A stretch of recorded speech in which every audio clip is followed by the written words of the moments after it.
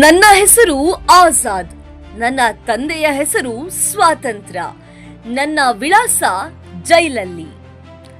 ಬ್ರಿಟಿಷರ ಎದುರು ನಿರ್ಭಯವಾಗಿ ಈ ಮಾತು ಹೇಳಿದ ಕ್ರಾಂತಿಕಾರಿ ಯಾರು ಗೊತ್ತೇ? ಅವರೇ ಚಂದ್ರಶೇಖರ್ ಆಜಾದ್. ಚಂದ್ರಶೇಖರ್ ಆಜಾದ್ ಅವರು 1906ರ ಜುಲೈ 23ರಂದು ಮಧ್ಯಪ್ರದೇಶದ ಭಾಬ್ರಾ ಗ್ರಾಮದಲ್ಲಿ ಜನಿಸಿದರು.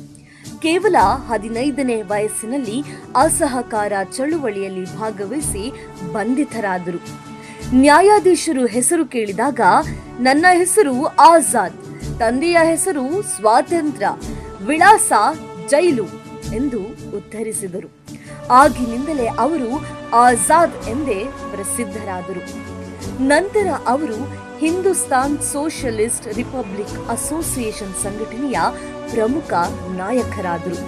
ಭಗತ್ ಸಿಂಗ್, ರಾಜಗುರು ಮತ್ತು ಇತರ ಕ್ರಾಂತಿಕಾರಿಗಳೊಂದಿಗೆ ಸೇರಿ ಬ್ರಿಟಿಷರ ವಿರುದ್ಧ ಹೋರಾಟ ನಡೆಸಿದರು.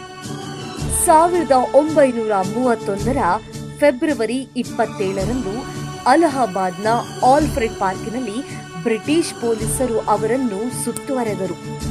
ಬಹಳ ಹೊತ್ತು ಧೈರ್ಯದಿಂದ ಹೋರಾಡಿದ ಅವರು ಕೊನೆಯ ಗುಂಡನ್ನು ತಮ್ಮ ಮೇಲೆಯೇ ಹಾರಿಸಿಕೊಂಡು ಬ್ರಿಟಿಷರ ಕೈಗೆ ಜೀವಂತವಾಗಿ ಸಿಕ್ಕಿಬೀಳಲಿಲ್ಲ. ಅವರು ತಮ್ಮ ಹೆಸರಿನಂತೆ ಕೊನೆಯ ಉಸಿರಿನವರೆಗೂ ಆಜಾದ್ ಆಗಿಯೇ ಉಳಿದರು.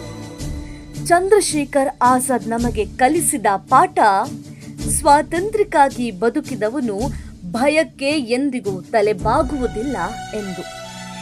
ಜೈ ಹಿಂದ್, ವಂದೇ ಮಾತರಂ.